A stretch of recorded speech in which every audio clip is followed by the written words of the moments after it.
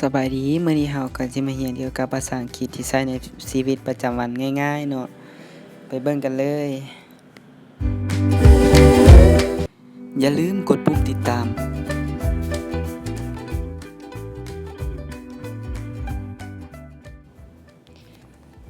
Hello สบายดีมื้อนี้เจ้าจะไปไส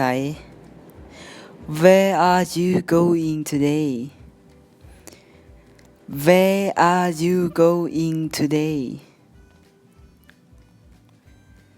ต่อไป เจ้าได้ไปเวียกบ่หรือพักผ่อนอยู่บ้าน Do you go to work or relax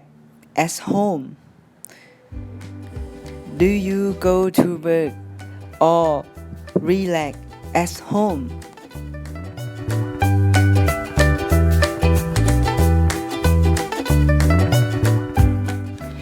เจ้าจะไปเวียกกับไผ Who are you go to work with อีกเทื่อนึง Who are you go to work with ข้อต่อไป เวียกของเจ้าเป็นแนวใด How is your work อีกเทื่อนึง How is your work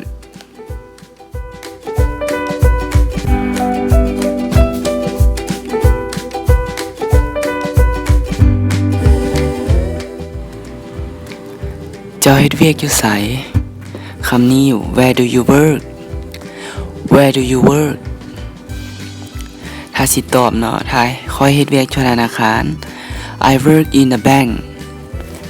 I work in a bank เจ้าท่าไผมีอันบ่อนเฮ็ดเวียกหรือสถานที่อื่นเฮาก็ใช้ตามหลังกันไปเนาะตัวอย่าง I work in ตามด้วยสถานที่ที่เฮาเฮ็ดเวียกอยู่ไส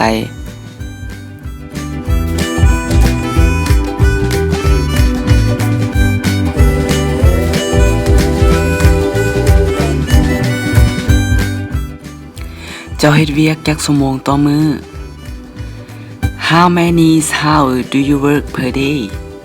อีกเทื่อนึง How many hours do you work per day ข้อต่อไป สมมุติว่าข้อยเฮ็ดเวียก8ชั่วโมงต่อมื้อ I work 8 hours per day อีกเทื่อนึง I work 8 hours per dayถ้าไผเฮ็ดเวียกบ่ฮอดมื้อหนึง8ชั่วโมงเฮาก็สามารถเปลี่ยนใส่ได้ I works ตามด้วยชั่วโมง hours per day จะประมาณคร่าวๆแบบนี้เนาะ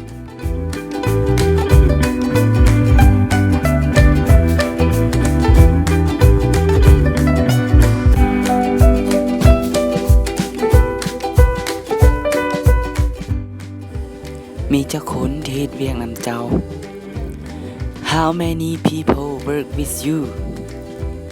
How many people work with you? ตัวอย่างถ้าว่ามี9คนเฮ็ดเวียกนำข้อย There are 9 people work with me.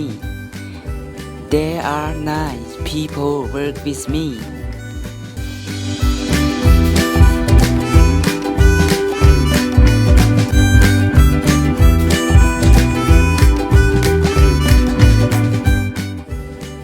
อย่าลืมกดติดตามเพื่อเป็นกำลังใจในการให้คลิปต่อไป